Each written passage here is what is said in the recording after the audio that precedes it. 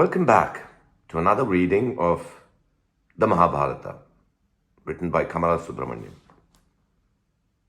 Chapter 13, The Death of Pandu.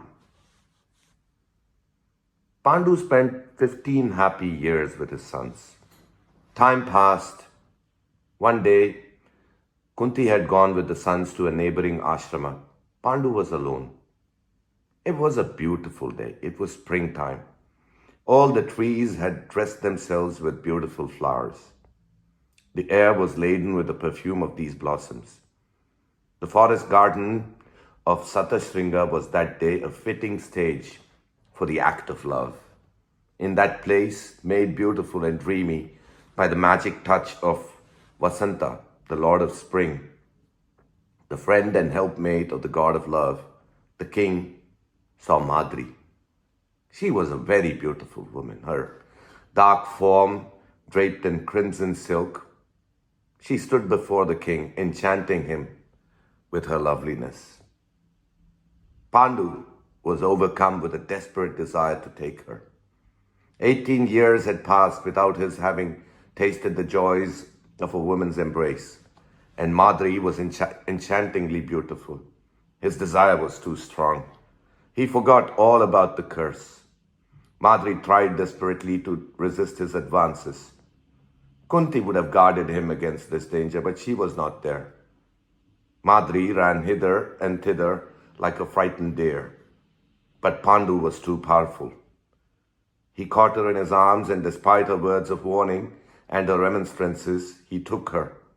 The next moment, he fell down dead. The cry of Madri reached the ears of Kunti. With the 5 young boys, she reached to the spot. Madri said, "Something terrible has happened. Leave the children and come here alone." Kunti saw her husband lying dead. She turned her entire wrath on the poor, unfortunate Madri. She said, "How could you, knowing the curse, allow this? Could you not have reminded him of it?" Madri told her all that happened. Kunti realized that fate was too powerful. Her grief burned her frame. She fell down senseless on the ground. Madri took up the body of the dead king, dressed him in his kingly robes, and laid him on the bed. She made Kunti get up. Kunti looked on the face of Pandu. A beautiful smile lit up the face of the dead king. Placing her face on this, Kunti gave way to her grief.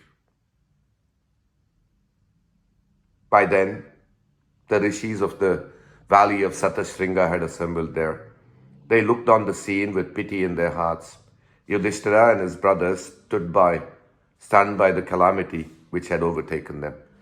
Yudhishthira lamented their fate with tears in his eyes. He said, "We are now orphans. Fate's ways are indeed terrible. How can we, so young, live in this world of sin without your kind hands to guide us? From today we are lost. We have no friends, no one to take care of us."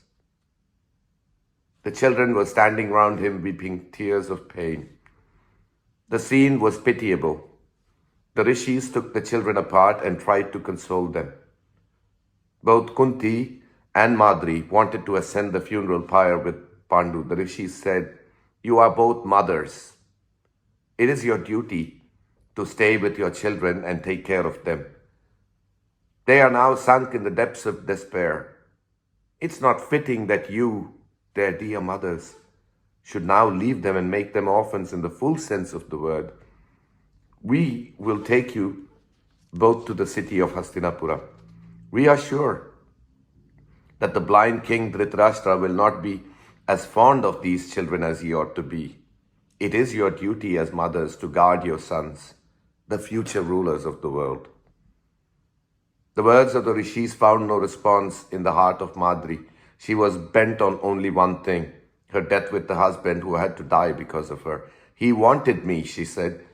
"Before he was even able to satisfy himself, he died. He had got to go with him and satisfy him. I must die with him." She was delirious with pain in her heart. She looked at Kunti and said, "My dear sister, you are the elder and the wiser of us two. I will never be able to guard the children as you can. My sons, born out of your kindness, are really your sons. You are great enough to be the mother of 5 sons. You are the only person who can guard them. You have your cousins, the Vrishnis, to help you. You must help me realize my dream. I cannot live in this world without my Lord. I will ascend the funeral pyre with him. You must agree to make this sacrifice for me. You must live for the sake of these sons of yours. You will see them rulers of this entire world. Life will have its compensations for you. I pray to you, grant me this, my wish." Kunti agreed. The rishis too thought that it was the right thing to do. Madri called the children to her side and spoke to them, words full of love and pain. She said, "Kunti is your mother. I have been just a nursemaid. You're all sons of Kunti. You will be the 5 Kaunteyas. Yudhishthira will be the father, and you 4 will be his sons. Never displease him in any manner or any account. I am leaving you all in his hands.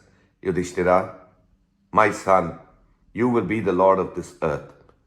I will look on you from above and bless you." Madri took leave of everyone. She fell at the feet of Kunti. Kunti blessed Madri with the words, "I grant you permission to follow our Lord. You will meet him in heaven and be with him forever and ever. Your name will always be remembered with love and tears by the world of men. Farewell, my sister. You can go in peace." Tears ran down her cheeks as she said this. Madri, with great joy suffusing her face, ascended the pyre. Yudhishthira, the eldest son, applied the sacred fire with streaming eyes. It was all over. The residents of Satashringa conferred and decided on the future course of action. They said that the best thing would be to proceed to Hastinapura with Kunti and the 5 sons of Pandu. There, they would leave the princess in the care of Bhishma and the king Dhritarashtra. It was the rightful home of the princess. Now that Pandu was dead, with swimming eyes, Kunti bade adieu to the forest Satashringa, where she had spent so many happy years with Pandu and Madri. It was all the past now. A new chapter was to begin. No one knew what fate held in store for them in Hastinapura. The rishis, with Kunti and the 5 sons of Pandu, set out for the beautiful city. The journey into the unknown had begun. With this, we come to the end of chapter 13, the death of Pandu.